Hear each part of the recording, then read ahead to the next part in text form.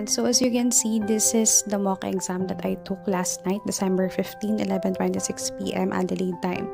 So ito yung nakuha kong scores, and as you can see, ang nakalagay dyan, Louis, yan yung name ng husband ko. So I was using his PTE account last night para mag-take ng mock exams kasi may mga natira pang practice test sa kanyang account since nag-prepare siya for his PTE exam before. So ginamit ko lang. And the reason why nag-take ako ng mock exam last night kasi plano ko rin mag-book ng actual exam ko for tomorrow sana, which is December 17. Ako mag-retake, okay? Because it has been like 2 years already since last na nag-take ako ng PTE exam. That was 2022, December 21st. So, eto na yung naging problema. So, nagtataka ako nung nagtatry ako mag-book ng PTE exam dito sa Adelaide, sa city, which is sa Grenfell, yung pinakamalapit. Hindi ako makapag-book, like nag-e-error siya na nag-e-error. Every time na may napipili na akong oras, so ang pinili ko kasi initially is December 17. I think 12:30 p.m. kasi wala na silang morning. Nag-e-error siya. An error occurred, please try again. So, nag-check ako December 18, nag-e-error. Probably sign na siguro yun. So, nung nag-e-error siya na nag-e-error, sabi ko, i-check ko na nga lang din yung profile ko saglit. Baka kailangan ko lang mag-reload, ganyan, or may check saglit sa profile or anything. And buti na lang chinek ko siya. So, upon checking, nakita ko na yung given names ko, ang nakalagay lang Charmaine. Yung buong pangalan ko is Charmaine Flora Selma. Flora is my middle name. And hindi ko na ilagay yung middle name ko, which is a biggest mistake. Before, pinapayagan siya. In fact, ito yung ginagamit kong name ko before. Hindi ako naglalagay ng Flora. So, nag-take ako ng exam December 21, 2022. So, almost 2 years ago na siya. And that time, pinapayagan pa siya. And I think, if I'm not mistaken, probably early 2024, binawal na nila yung first name lang yung nilalagay. Kailangan exact name yung nakalagay, no? Pati yung middle name mo, dapat part siya talaga ng iyong given name. So, the reason why hindi ko siya ma-update, wala pa naman akong upcoming exam na nabubook. So, the reason why na hindi ko siya ma-update, it's because nakapag-take na ako ng mga previous exams before using this given name and surnames. So, ito yung nakalagay before makita yung profile actually, yung profile details mo. This information is not editable as your test is less than 24 hours away or you have already previously taken a test, which I did. It was December 2022. If you need to update your address, you can do this once your result is available.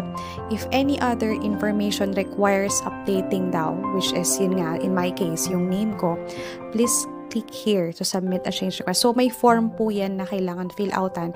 And then, a customer support will just contact you later on. So, ganun na lang yung ginawa ko lahat. And then, na-realize ko, buti na lang talaga, hindi ako nakapag-book ng PTE exam. Kasi kung nakapag-book na ako, baka hindi ko na siya ma-refund. Tapos, pupunta ako sa testing center.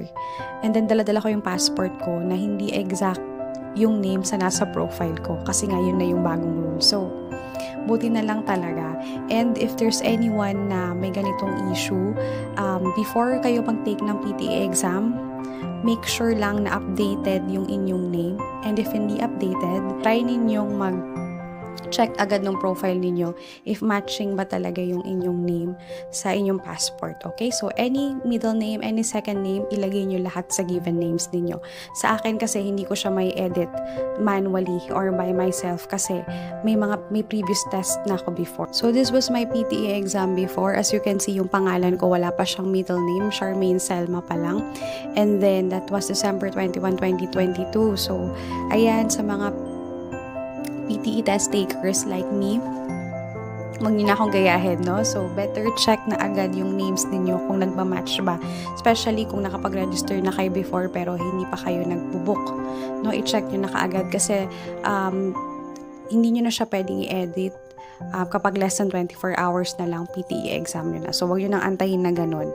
And if you need to edit it na kailangan na intervention ng PTE, mag-submit na kayo immediately ng form.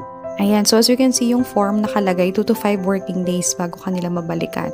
And then, pipiliin mo dyan kung ano yung kailangan mo ng assistance. So, ang pinili ko dyan, an issue with my account.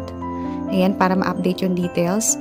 And then, afterwards, pipiliin mo din yung type. So, ako, update or change my personal details. So, ganun ka din if may kailangan ka in change. And then, of course, for myself. And then, whatever field yung gusto mo i-change, either your full name, first name, middle name, last name, date of birth, dyan mo pwedeng piliin. And dito sa may text box na ito, dito mo kailangang isulat yung account information na gusto mong baguhin. Okay? Dyan mo kailangang ilagay. Okay? So, after mong fill outan yan, i-click mo yung next page. I-require kang mag-submit ng supporting document. And ang the best document is your passport. Okay? So, yes, ganun yung kailangan kong gawin. Probably, since magka-holidays na, baka hindi na ako makapag-take ng PTE exam. Wala na ako ng time kasi since uwi din ako ng Philippines. So, probably next year na ako makapag-take. But, kung sakali lang na makapag-respond agad sa akin yung PTE before ako umuwi ng Philippines, ang tinatarget ko 23, baka kaya pa ako makapag-take, no? Then, I'll make sure na mag-grab ko yung opportunity na makapag-book. And again, reminder, huwag tumulad sa akin, okay? Make sure na updated ang information. Bye!